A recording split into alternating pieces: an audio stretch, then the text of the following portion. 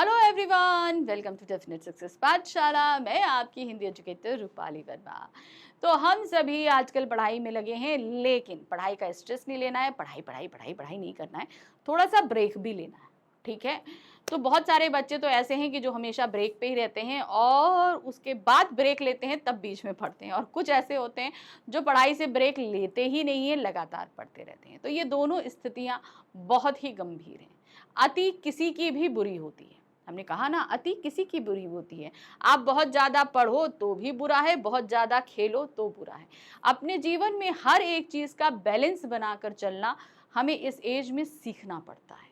ये एज जो जिस एज में आप लोग हो, जहां पर आप पढ़ाई करते हो, मतलब आप समझ लो क्लास 5th 6th से लेकर 11th 12th और आगे अगर आप कॉम्पिटिटिव एग्जाम्स भी देते हो, तो ये एज ऐसी होती है जो हमें बहुत कुछ समझना और सिखाना चाहती है। अति अति मतलब किसी भी चीज को हद के बाहर करना।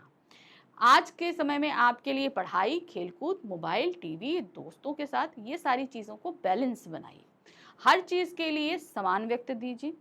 लेकिन हाँ, जब एग्जाम है तो बाकी सब चीजों को कम कर दीजिए, पढ़ाई को थोड़ा ज्यादा कर दीजिए, क्योंकि ये आपके भविष्य का निर्माण करती है, बहुत जरूरी है। लेकिन ऐसा ना हो, कुछ बच्चे क्या है, पढ़ते ही रहते हैं, पढ़ते ही रहते हैं, पढ़ते रहते हैं, किसी और चीज के लिए वक्त है, तो वहां पे भी वो अति बुरी है। याद रखना, अगर हम कह रहे हैं खेलना बहुत ज्यादा अति नुकसानदेह है, तो पढ़ना भी बहुत ज्यादा नुकसानदेह है। बराबर करिए, नहीं तो आप लगातार पढ़ते पढ़ते इतना स्ट्रेस में आ जाओगे कि आप जो कुछ भी पढ़ोगे आपको कुछ याद नहीं रहेगा। ठीक है। तो इस बात को अपने लिए गांठ बांध कर रख लीजिए। हर एक चीज को बराबर बराबर पोर्शन में देना है, लेकिन जब एग्जाम्स हैं, टेस्ट हैं, तो पढ़ाई को थोड़ा ज्यादा वक्त देना है। ठीक है। चलिए चलते हैं आज दोहों के संसार में, कबीरदास जी के दो दोहों के साथ में। देखें आज कबीरदास जी हमें क्या सिखा रहे हैं। तो आज है दोहा संख्या 143 और 144, यानी कि 143 एंड 144। ठीक है। क्या है देखिए। जो घर हैगा सर्प का, सो घर साध ना होए, सकल संपदा ले गए, विष भारी लागा सोए। अब यहां पर क्या कह रहे हैं, क्या कह रहे हैं, जो घर हैगा सर्प का, यानी कि जो घर सांप का होता है, सो घर साध ना हो, यानी कि वो घर साधु का नहीं हो सकता। सकल संपदा ले गए, वो क्या करते हैं, सारी संपदा ले जाते हैं। कौन? सर्प। विष भरी लगाए सोए, और विष को क्या करते हैं, उस घर में छोड़कर चले जाते हैं। अब इसका तात्पर्य क्या होता है, देखिए क्या है। यहां पर सांप का तात्पर्य है दुष्ट व्यक्तियों से। दुष्ट जो, जिनकी सोच गलत, जिनके भाव गलत, जिनकी नीयत गलत। तो जहां पर इस तरीके के दुष्ट लोगों का निवास होता है, जो हमेशा दूसरों से फायदा उठाते हैं, ऐसे लोग जिस जगह पर रहते हैं, उस जगह पर साधुओं का स्थान नहीं हो सकता। क्यों? अब ऐसा क्यों कहा? देखिए, आप ऐसा समझिए कि मान लीजिए 4 अगर बहुत बुरी प्रवृत्ति के लोग बैठे हैं, उसके बीच में अगर एक ईमानदार बैठा है, एक बहुत सच्चा आदमी बैठा है, तो क्या उसकी बात को कोई कभी सुनेगा, समझेगा? कभी नहीं सुनेगा, समझेगा। इसलिए जो सज्जन व्यक्ति होते हैं, वो कभी भी ऐसे बुरे लोगों की संगत में नहीं आते हैं। तो यहाँ पर तात्पर्य ये है कि अपनी संगति पर ध्यान दीजिए। जहाँ पर 4 बुरे इकट्ठा हैं, वहाँ आप अच्छी प्रवृत्ति के व्यक्ति को नहीं पाएंगे। इसलिए कभी भी ऐसे बुरे व्यक्ति की संगति पे नहीं रहिए। क्यों? अब इसका रीजन उन्होंने दूसरी लाइन में बताया, सकल संपदा ले गए। अगर मान लीजिए आप पढ़ने में बहुत अच्छे हो, आपका स्पोर्ट्स अच्छा है, सब कुछ है, और आप अगर किसी गलत व्यक्ति के संगत में आ जाओ, तो आप पढ़ाई नहीं करोगे, आप स्पोर्ट्स नहीं करोगे, पूरे टाइम उनकी संगत में रहकर बुरी चीजें करते रहोगे। तो आपके अंदर जितना गुण था, जितना हुनर था, वो तो सारा कौन ले गया? वो सर्प, यानी कि वो कौन? जो बुरी प्रवृत्ति के लोग थे।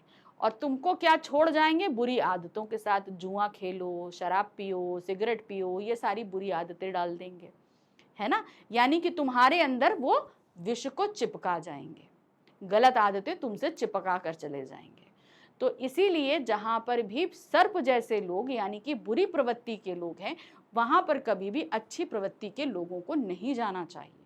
अगर ऐसे लोग चले जाएं, तो ऐसे साधु के अंदर से सारे गुण जो हैं, ये विश्व स्वरूपी लोग लेकर चले जाते हैं, और अपना विष उसके साथ चिपका कर चले जाते हैं, यानी कि अपनी बुरी संगतियां उस व्यक्ति के साथ छोड़कर चले जाते हैं। ठीक है, अब इसका भावार्थ देखिए क्या दिया है। जो सांप का घर है वह साधु का घर नहीं है, अर्थात विषयासक्ति और देहादि का अहंकार जो जीव की सारी आध्यात्मिक शक्ति नष्ट कर देते हैं और सांसारिकता का विष लेकर उसमें चिपक जाते हैं। तो सीधे सरल अर्थों में हम बताएं, आप जिस प्रवृत्ति के व्यक्ति हैं उसी प्रवृत्ति के साथ आपको साथ देना है। अगर आप आध्यात्मिक व्यक्ति हैं तो अध्यात्म की तरफ रहिए, सांसारिकता के मोह में मत चिपकिए। ठीक है, तो यहाँ पर कबीरदास जी ने बहुत बड़ी बात कही है आजकल की जो जनरेशन है उसको बताने के लिए। संगति हमेशा अच्छी रखिए, क्योंकि बुरी संगति का मतलब है पूरे जीवन का सत्यानाश। तो ये दोहा ऐसे ही परिस्थितियों के लिए आप इनका प्रयोग करेंगे। ठीक है, अब आ सकते हैं हम दोहा संख्या 144 पे। यहाँ क्या दिया गया है, 5 तत्व के भीतरे गुप्त वस्तु स्थान, बिरला मर्म कोई पाए, गुरु के शब्द प्रमाण। अब यहाँ पर वो क्या कह रहे हैं देखिए, 5 तत्व के भीतर, यानी कि 5 तत्वों से बने इस शरीर के भीतर गुप्त वस्तु स्थान, कहीं ना कहीं एक अदृश्य जो है वो जो है एक अंतरात्मा जीव विद्यमान है, यानी कि जिसे हम कहते हैं भगवान। कहते हैं ना हर जीव के अंदर ईश्वर विद्यमान है। तो इस 5 तत्व के शरीर के अंदर जो है वो ईश्वर का एक अंश विद्यमान होता है। बिरला मर्म का कोई ऐसा ही कोई बिरला व्यक्ति होता है जो इस मर्म को समझ पाता है, यानी कि अपने अंदर के ईश्वर को खोज पाता है। गुरु के शब्द प्रमाण, यानी कि उसके लिए हमें एक ऐसे गुरु की आवश्यकता होती है जो हमें इस तरह के अदृश्य ज्ञान की जो है प्रमाण दे सकता है। यानी कि हमें एक ऐसे व्यक्ति की आवश्यकता होती है जो हमारे अंदर छिपी इस अदृश्य शक्ति को बाहर निकाल सकता है। अब जैसे इसको ऐसे समझिए, हर एक व्यक्ति के अंदर कहा गया ना ईश्वर का अंश विद्यमान है, लेकिन कोई हम लोग हर जगह सब जगह ईश्वर को ढूंढते रहेंगे, अपने अंदर नहीं ढूंढते। ये चीज कबीरदास ने कई बार कही है हम लोगों से। तो वही कह रहे हैं कोई बिरला ही व्यक्ति होता है जिसको एक ऐसे व्यक्ति, ऐसे गुरु, ऐसे सदगुरु का साथ मिलता है जो उसकी मदद से वो व्यक्ति अपने अंदर विद्यमान ईश्वर को खोज पाता है। ठीक है, अब इसको अगर हम प्रैक्टिकली समझे तो ऐसे समझिए, हर इंसान के अंदर कोई ना कोई गुण विद्यमान होता है, लेकिन वो उस गुण को बाहर निकालने के लिए उसके संगत का कोई ना कोई व्यक्ति, माँ बाप, भाई बहन, टीचर, मित्र, कोई भी हो सकता है जो उसके अंदर के हुनर को बाहर निकलता है।